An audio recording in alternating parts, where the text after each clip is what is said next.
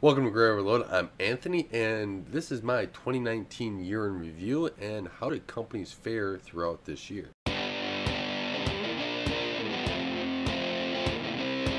It has really been a fun year for 2019. At least the competition is back in the computing sector and I'm going to really focus on AMD, Intel, Nvidia, and even touch a little bit of Qualcomm in this video here of my 2019 in review of what I've seen in the computing space, really focusing on your desktops, laptops sector area there, maybe a little bit of HPC or server side. But really, I'm an enthusiast, right? I love high-end desktops. I love, desktop products. I stay really focused on laptops, see what the best products are there. And then I'm also stay really in tune to the server side, hardware side stuff because nature of my job, and it's just been a passion of mine for, gosh, it's going to be almost 20 some years now. So actually, yeah, it'll be over 20 some years here very soon. Actually, it is already. So, forgetting how old I am. But I really think that this year has really brought back a lot of that muster that we really, really desire for. What we want to see when we're building a computer. If you're not like a huge fanboy of one company and that's all you build, that's all you're really focused at. But if you're looking for computing technologies at the best price performance and or best product that gets put out there, and really to see a company kind of leapfrog each other to see which can actually or even get ahead of another one to really push technology forward. I think this is the year that we get back into that, where in 2020 and 2021 we'll start seeing some more little innovations here and there to really spur the computing world forward. I mean, we're already starting to see some of that innovation with AMD and chiplet architectures. Now, how that pans out in different sectors of the industry or what Intel does to it or even the GPU side of things is going to be the real key to moving it forward, or even to see what an ARM product could be in that same MCM whole chip sector, that multi-chip module. That's really some stuff here that I'm excited to look forward to. But to start out with Nvidia really, I think, had a year where they were just like, okay, what can we do? What can we release? And how can we confuse people? They didn't really have any competition to really force them to do anything. And so this year was basically just a refresh of the names and slightly better products, basically close to the same price points, not really any really crazy better price to performance where I'd like to see that come down into. It was really just they're waiting for somebody else to come near them and everything else. They're prepping. I really think that they're prepping for Intel. Yes, they know that they have AMD, and AMD's been working on stuff and working on stuff, but I think AMD Radeon Group has been in transition. I'll touch more on that in a little bit. After Raja Koduri left for Intel and everything else, there was a transition there. So they got to kind of work out the kinks in the roadmap and move forward. But NVIDIA knows that they had that time there, and they also know they have a little time before Intel comes running from them. And we've seen it with Intel in other scenarios. Intel just doesn't try to beat you with a product. They try to beat you with money and making sure that the people that buy their products, OEMs and everything else, are going to go to Intel and not you. And I think NVIDIA is just setting it all up so that when Intel comes out with a product next year, NVIDIA is going to come out swinging. And I think there's some stuff with RISC-V or even ARM that NVIDIA can do to kind of keep them at bay, especially if this Windows and ARM thing starts to take off. I know I'm interested in that, and I want to see what it can really do. If that's starting to be something where it gains more traction, and I think it's a possibility, or even more Linux stuff on RISC-V or ARM, and see how that all evolves in the desktop space, laptop space, etc. And a desktop will take a little time. Yeah, don't get me wrong there. Desktop is still going to be x86 for a majority of the time. But if there's certain things that can leverage ARM, that may be something where NVIDIA can come in where they don't have the x86 license and really try to leverage their type of expertise in making sure that they are the one that people go to. And so there wasn't like NVIDIA didn't have much competition until later this year, and I think they're just prepping for 2020. They're getting ready. There's going to be a 3000 series, probably on a 7 nanometer or something next year, is my guess. And I would put that in July or around, if I do about July, but let's say Intel gets kind of wants to release something early or whatever else, or AMD wants to release a really good product, don't be surprised if Nvidia plays some little PR games to get their product in to take the spotlight away. I do see Nvidia doing that. As for ray tracing, I still think that Nvidia's ray tracing is kind of first generation ray tracing, and we will see how it evolves. I think there's some things that they're based upon Microsoft's ray tracing, and I think Vulkan's getting it now too, if I read that someplace right. So there's some things that need to be ironed out the kinks. I think that the next generation ray tracing stuff, especially from AMD and Nvidia, will be better optimized, and there'll be like an early adopter kind of hit because of that. But that's just my perspective on this. I think it's going to be more ironed out, because if you have AMD having their ray tracing implemented and all the consoles are using it, there's extra development time if you're going to do something specific with Nvidia's ray tracing stuff that may not be in those APIs, and that's a little concerning to me, because that's extra work on the developer side, and developers don't like to do a lot of extra specialized stuff unless they're getting a lot of money for it. So there's that. Nvidia can throw money around, but remember, they're prepping for Intel too, so that they might not want to throw too much around, because they want to make sure that they're prepared for whatever Intel's going to throw at them, and they're going to kind of space things out so that they can actually go after Intel. Now, getting to Intel is going to have a GPU at some level this year. Or in 2020, but this year was really kind of trying to put it out there of what's actually going on. So in this 2019 side of things, I really see that Intel was trying to keep the presence of the GPU in our minds. They didn't want it to go away and say that, oh, we just forget about the GPUs thing. They really wanted it out there, and Intel's PR was really trying to push it forward. However, I have some concerns, and I'll go into my 2020 video, which I'll probably have out in the new year, about where Intel really thinks about where their GPU is going. There'll be something out on it in 2020, but this year was making sure it's in our minds, because we've heard about that their odyssey with this GPU all year. All year have had it, right? We have not had really a week without them kind of saying something, at least on their Twitter, about it. And that kind of shows me that they really want this to be a hit, and that they're going to be coming after Nvidia in 2020. So that's why Nvidia this year was prepping, and that's why Intel is looking to go after them next year, but also making sure it's in their minds. They were prepping to go after Nvidia next year with their GPU. I think that there's really more animosity between Nvidia and Intel than there is between Intel and AMD. There is really, they clash heads there, and that's going to be because they've been a lot of the same laptops for over years, while AMD was out of the game prior to this year, or the last couple years, I should say. And Intel is still looking a way to keep AMD and ARM at bay, right? They had some products that Microsoft put out, like the Surface Duo and the Neo, that are going to be, I think they're going to be Intel-based and not ARM-based processors, and they're type of that four-rows platform that Intel has. And so companies are starting to show that off of what potentially Intel has or is able to do. And this is kind of Intel just making sure that ARM stays at bay, and kind of being a little bit more innovative so that AMD also stays at bay with how much they're pushing it. And they are in a position of, they're trying to decide what to do. I think they have a huge identity crisis, right? Bob Swan came out and said, I don't want to focus on 90% of one industry, I want to focus on 30% of a bunch of industries.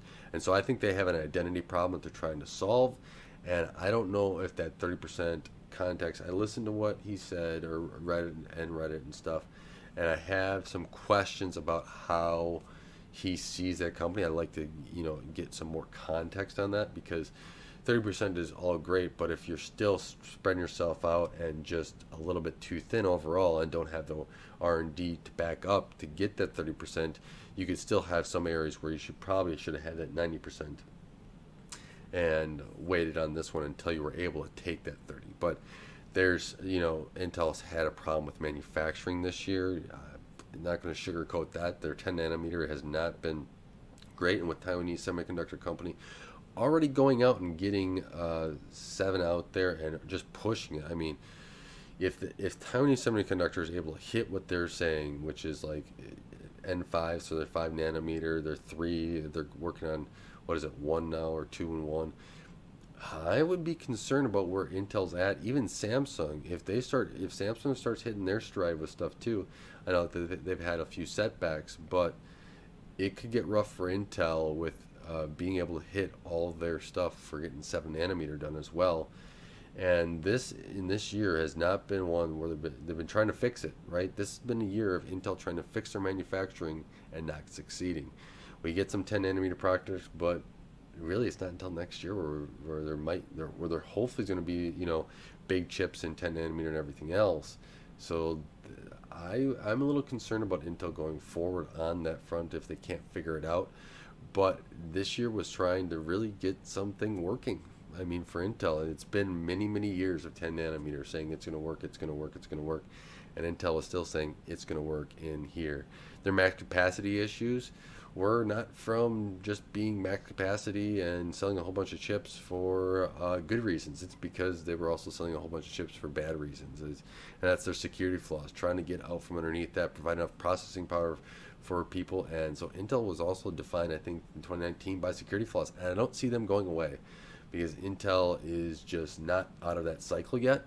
They need to get that new architecture out and kind of harden against a lot of these. And a new architecture takes a lot of time. Yes, they got Jim Keller in there as well to help on that. But how much is his focus going to there, or helping out with the prior architecture and getting some of those, security flaws hardened against? That's still to be determined, or still to be really put out there. And I have some concerns about that. So security flaws is there, and Intel is going to have to do it, right? That goes into where they really see themselves going forward with their ethics on security, right? Are we going to be at the forefront of security, or are we going to be reacting? And that's going to be something determined in 2020. But in 2019, it did not look like that they wanted to be ethical about their security flaws. They wanted to hide them and put them and delay them as long as possible so that people didn't know about them. And it more seemed like that they wanted to delay the security flaw fix rather than get the fix out as soon as they had it done. Put effort into getting it fixed. It seems like they're trying to get out from underneath this architecture that they've had for so long and just move on from it, rather than put the time and effort into actually fixing things. And that, I don't think, is a good idea at all. If you have a security flaw, you got to put your best foot forward and get it fixed. So Intel has a lot of issues here that they're going to have to iron out in 2020. And hopefully Bob Swan, the CEO, puts their foot forward and says, you know what, we're going forward. We're going to really focus on security and make sure that that's our number one thing going into our products, so people don't have to really worry about this. And if there's a flaw that comes out, we will make sure we're on the forefront and getting that patched. Let's jump into AMD, because Intel had their stuff to really keep AMD at bay in the mobile. Intel had a great thing with mobile in 19, right there. AMD really doesn't have a great product in that sector. AMD has HEP, or server. AMD has the Ryzen 3000. They were able to release the new Threadripper 3000, the Epics. So they had a really good year with processors. They just didn't have a really great year with mobile. Intel was still having a stranglehold on that, and Intel does not want to give that up, nor do they want to give up server as well. And I think AMD is building momentum right now, and do it yourself, it's pretty huge. I bet people are buying Ryzen 3000 from all the data is out there.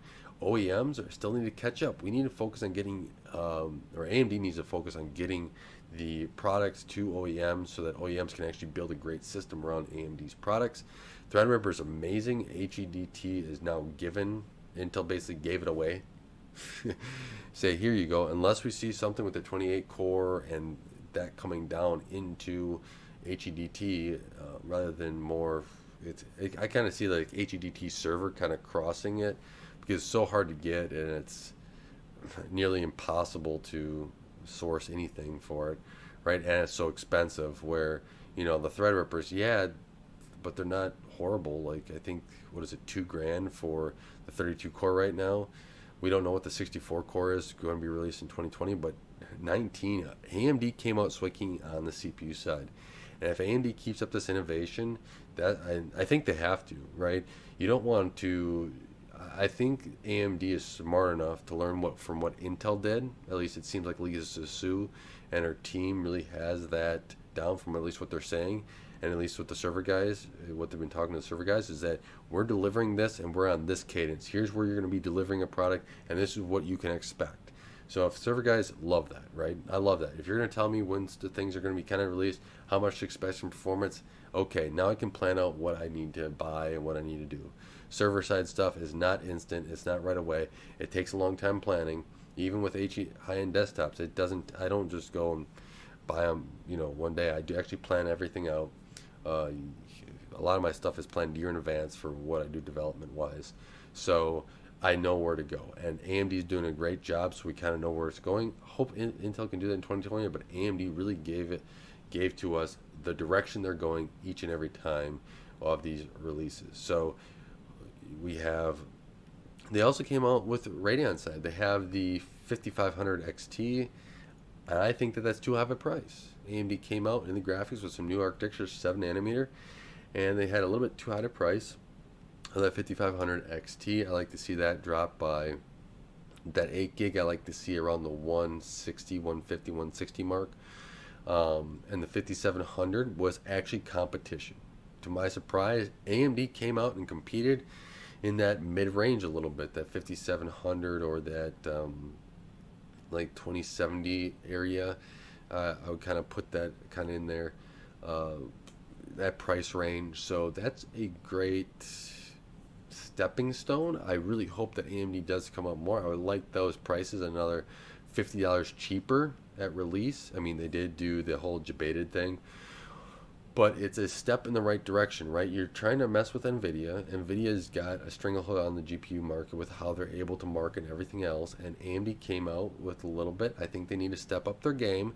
They need to really work on their processes and their release cycle. They do have consoles coming out next year, and so if they can get stuff done with the Radeon RDNA 2, we might be able to see maybe a high-end Navi and everything else.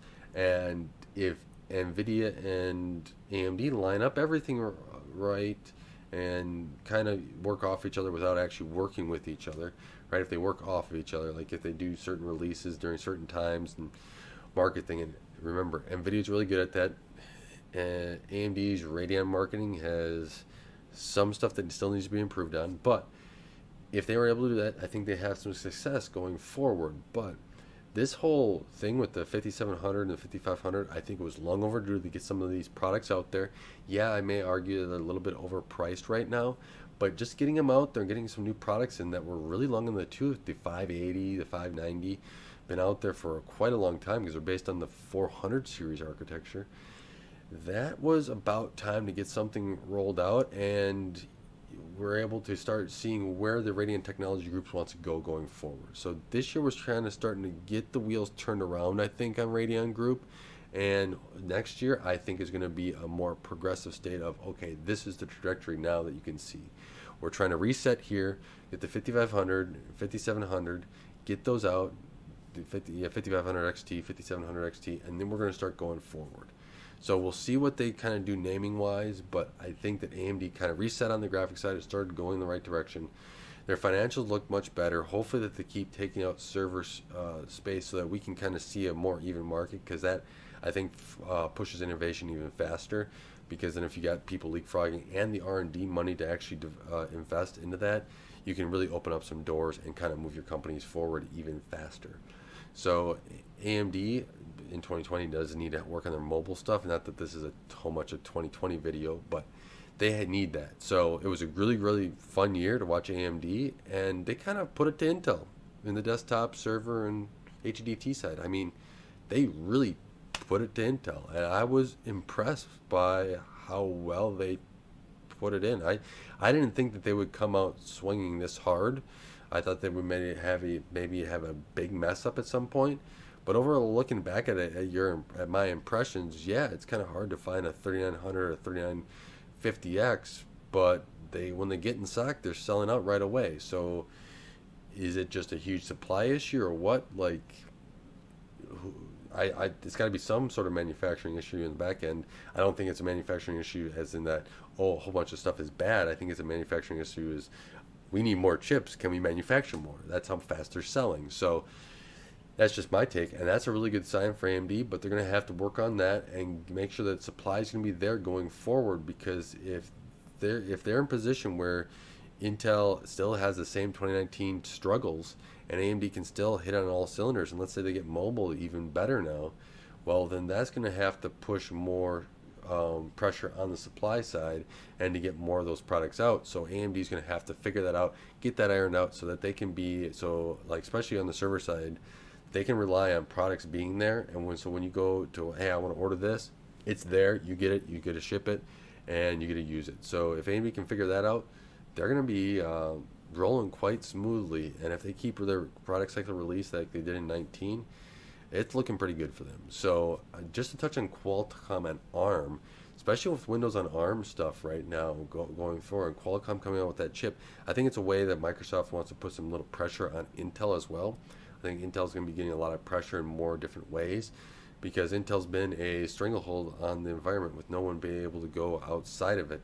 I expect at some point Apple to come out with more ARM chips. They develop all their ARM stuff in-house already for their iPhone, iPad. So you can only imagine it's just another step out that they can go through and develop something else. So Qualcomm and their 5G stuff with their modems and everything else that's coming out, 4G modems that they've had a stranglehold around the market with as well. I mean, just look at what Intel did with their 5G modems that folded. So in 2019 here, so Qualcomm in their 2019, they're starting to get in the desktops or in the mobile space, in laptops and or Surface devices, and I think they're going to take more steps to go forward to take more of that mobile market share, not just handhelds, not just tablets, but also more like laptop Surface devices in the Windows side, to try to grow the pie that they have in the total addressable market. So that's a little bit about what I saw in 2019. Overall, I think the companies did, I think AMD did excellent. Nvidia stayed their course, preparing for 2020 Intel.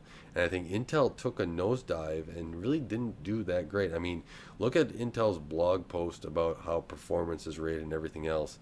Come on, Intel, you can do better than that. Let's do an official blog post. Let's post everything out there. Let's really get the thing rather than using laptop data in a desktop space.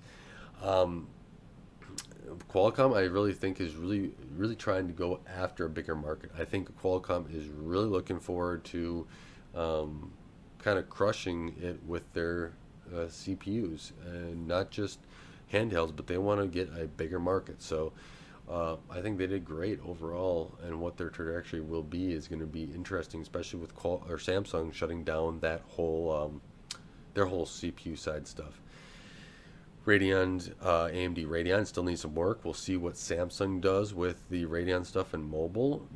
I think that's going to be really interesting as well. So there's some moving parts for AMD that still need to be ironed out. Intel is a mess that needs to be figured out, and hopefully it can one of these days. Otherwise, hopefully somebody else can step up to the plate. And I really hope that Nvidia and AMD build upon the last couple of years and really start innovating even faster in the graphics space. So I do want to thank you guys for watching. Thank you for taking the time to help support Gray Overload and helping this channel grow. I really appreciate it.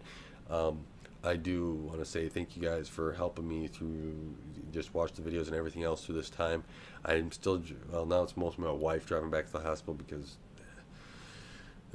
hospital rules and everything else, so our other kids can't go there and visit. But so it's been still busy with going back and forth to the hospital each day, the NICU. So I do want to say I appreciate all your support and your help with this channel through this time, and I do plan on doing more videos. We're hoping for everyone to be home finally this week. It's not going to happen the way we wanted it to, so things are still up in the air. So hopefully soon I can start cutting a few more videos. I am working on a few, like I got an outlook for 2020 and stuff like that, and even how I go about building a computer for a person, just like that. One of my friends said, well, what is your decision making? I figured, oh, that was a good video. That's probably a great video to really address some needs or in how I look at building computers. So I really appreciate the support through all this, and I do want to say God bless, and don't forget to like, share, and subscribe.